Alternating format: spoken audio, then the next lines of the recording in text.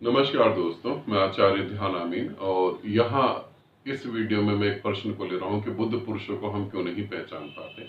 और इसी के साथ जुड़ा हुआ एक प्रश्न है कि रिश्तों में इतना दुख क्यों होता है, इतनी तकलीफ क्यों होती है। दोनों चीजों को ले रहा हूँ, दोनों को समझने की कोशिश करेंगे। पहली बात, हम बुद्ध को क्यों नहीं पहचान पाते। बहुत बहुत महत्वपूर्ण है ये। अगर आप इसे समझेंगे तो आपके रिश्ते भी बहुत अच्छे हो जाएंगे, बहुत मधुर हो जाएंगे। शायद रिश्तों को जीते जी आप परमात्मा हो सकते हैं। बुद्ध को हम क्यों नहीं पहचान पाते। मैंने इस पे एक वीडियो पहले भी बनाया हुआ, फिर दोबारा से इस वीडियो को बना रहा हूं क्योंकि ये एक बेसिक पॉइंट है जो आपको जानना जरूरी है।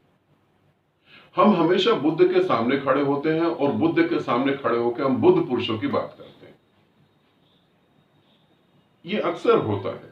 मेरे सामने खड़े होकर मेरे ही साधक मेरे सामने खड़े हो जाते हैं और वो बुद्ध की कहानी बताते हैं कि बुद्ध ने अपने समय में ये करा था, जीसस ने अपने समय में ये करा था। अब इस आदत को समझो। हम या तो भविष्य में होते हैं या हम पास्ट में होते हैं। फ्यूचर और पास्ट। हम पास्ट में जाते हैं, वहां से कुछ चीजें इकट्ठी करके फ्यूचर में पहुंच जाते हैं। आदत के कारण हम अपनी पुरानी धारणाएं जो हमें ग्रंथों से मिली हैं, जो हमें लोगों ने सुना दी है, उन्हीं को पकड़ के हम बैठे होते हैं और बुद्ध को ही बुद्ध के बारे में बता रहे होते हैं। मेरे पास तो बहुत सारे साधकों की धारणाएं टूटी।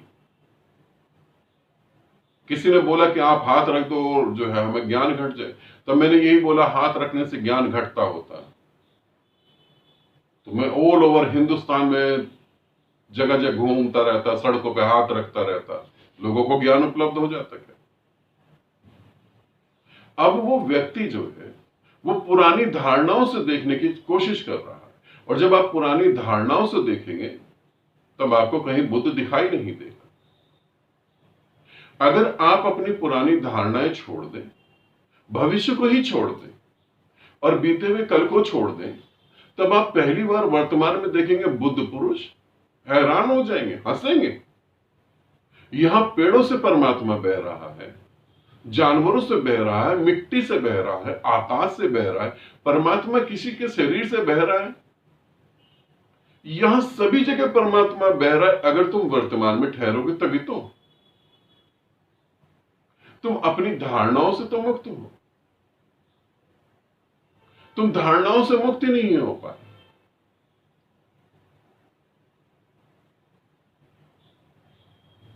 तो फिर कैसे तुम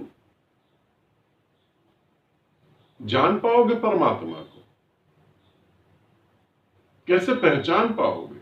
तो ये तुम्हारी आदत बनी हुई है। गुरु नानक देव जी जब थे तब उन्हें पहचानने वाले कितने थे, उंगलियों पे गिन लो, इतने लोग थे बस। आज उन्हें पूरी पृथ्वी जानती है। आज उन्हें पूरी पृथ्वी जानती है। बुद्ध थे, इंडिया में ही पैदा हुए थे, इंडिया के लोग ही नहीं पहचान पाए। बाहर गए तब उनको पहचाना, जब बुद्ध का ज्ञान बाहर गया और उस ज्ञान के कारण और लोग बुद्धत्व को उपलब्ध हुए, तब बुद्ध को यहां पहचाना। पहले तो हिंदुओं ने मना ही कर दिया, समझदार जाति है, फिर उन्होंने बोला कि ये अवतार है भाई बाद में। मगर ये बाद में अवतार कब बने, जब उन्होंने शरीर त्याग दिया। जब बुद्ध होते हैं वर्तमान में, तब तुम उन्हें नहीं पहचान पाते, और 500 साल बाद, 1000 साल बाद, 200 साल बाद फिर तुम उनके गुण गाते हो। एक तो तुम आदत की वजह से गाते हो, और दूसरा अब तुम सुरक्षित महसूस करते हो। वो तुम्हारे अहंकार को तोड़ नहीं सकते। और ये आदत तुम्हारी बुद्ध पुरुषों के साथ जुड़ी हुई है। नहीं, तुम्हारी आदत घर से ही, पैदा होने से पहले जुड़ी हुई है। तुम्हारा नेचर ही ऐसा बना हुआ है। घर में पिता अभी जिंदा है, लड़ाई झगड़े चल रहे हैं, आपने ये क्यों करा, आपने वो क्यों कहा, आपने पिता मर गए, कभी सपने में ही दिखाई दे जाए तो धन्य भाग। अब जिसके पास पिता है उसको पूछो कदर नहीं, जिसके पास पिता नहीं है उससे पिता की कदर पूछो। अब पिता नहीं है, कौवे को खाना खिला रहे हैं कि पिता खाना खा ले। अब पंडितों को पैसा बांटे जा रहे हैं, जो खाने से पेट भर सकता था उस खाने को आग में जला रहे हैं ताकि खुशबू के रूप में वो उसका आनंद ले सके। जब थे तब तो तुमने कदर जानी नहीं, क्योंकि तब तुम्हारे दिमाग में पिता की जगह दादा थे, क्योंकि दादा निकल गए, दादा की मृत्यु हो गई। हम मरे हुए आदमियों को इतनी वैल्यू देते हैं, जीवित को देते ही नहीं। आदत। यहां अभी मेरे घर में कुछ महीनों से एक समाधि साधना चल रही थी, उसमें साधक आ रहे थे। तो एक साधक आए, उन्होंने कुछ खाया और उन्होंने घर में ही थूक दिया। माँ ने बोला देखो ये हमारे घर में यहां जगह जगह थूक रहे हैं। तो मैंने कहा ये हमारे घर में जगह जगह थूक रहे हैं ऐसा नहीं, ये अपने घर में भी थूकते होंगे। मैंने उनसे बात करी, वो कहने लगे इतना सब थूक दिया तो क्या फर्क पड़ा, मैं तो घर में थूकता रहता हूं। मैंने कहा देखो ये घर में भी थूकते हैं, घर ही से सीखे ये चीज। अब जो अपने पिता को प्रेम न कर पाया, अपने पिता को न पहचान पाया, अपनी मां को नहीं पहचान पाया, वो बुद्ध पुरुष को कहां से पहचान पाएगा। जो परिवार को न प्रेम कर पाया, मैं तो अपने साधकों को यही बोलता हूं, तुम अगर अपने परिवार को प्रेम नहीं कर पाए तो तुम मुझे कहां से प्रेम कर लोगे। प्रेम का बीज ही नहीं फूटा।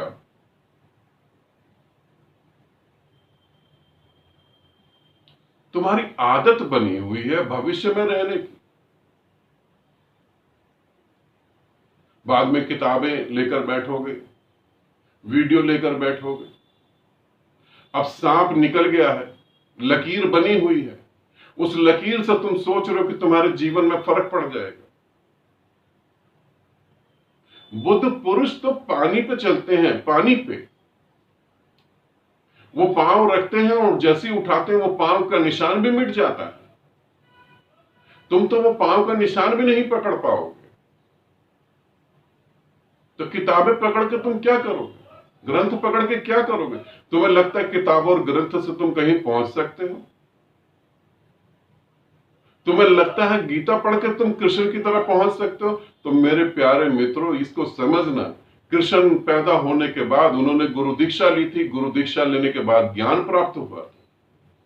कृष्ण के पहले भी ग्रंथ थे, वेद थे। फिर कृष्ण वेदों से क्यों नहीं उपलब्ध हो गए, बुद्ध वेदों से क्यों नहीं उपलब्ध हो गए।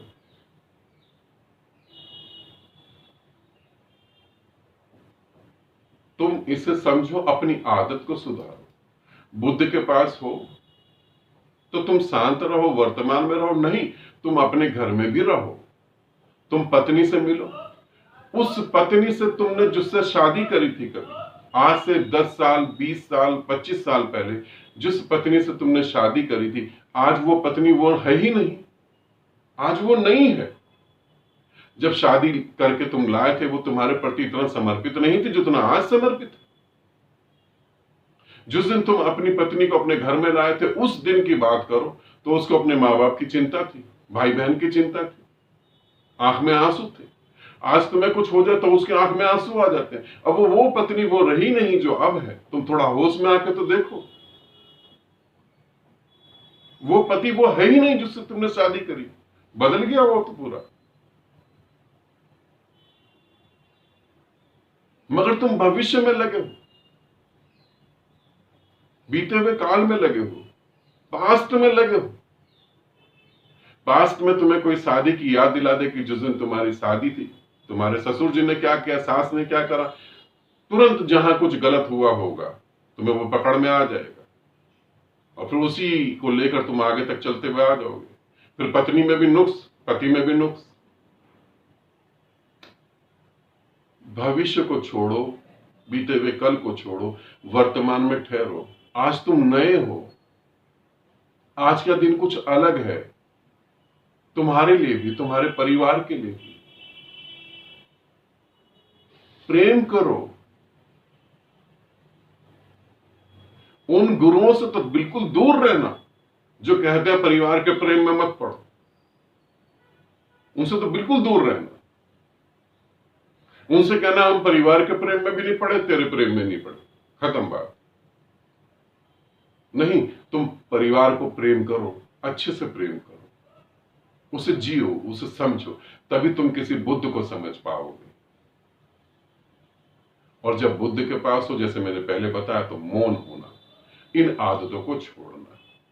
परिवार में, रिश्तों में दुख है, रिश्तों में तकलीफ है, एक बार ठहर के तो देखो, एक बार आंखों को साफ करके तो देखो जो तुम्हारे सामने बैठा है। एक बार आंख बंद कर लो, आंख बंद करो आराम से, और महसूस करो कि कल ये तुम्हारे पास नहीं होगा, कल तुम इस पृथ्वी पर अकेले होगे। हो सकता है कल तुम ही ना हो, ना तुम उसे छू पाओगे, बिना शरीर के नहीं छू पाओगे, ना उसे गले लगा पाओगे, ना उससे माफी मांग पाओगे, कुछ भी नहीं कर पाओगे, देख पाओगे बस क्या दशा होगी।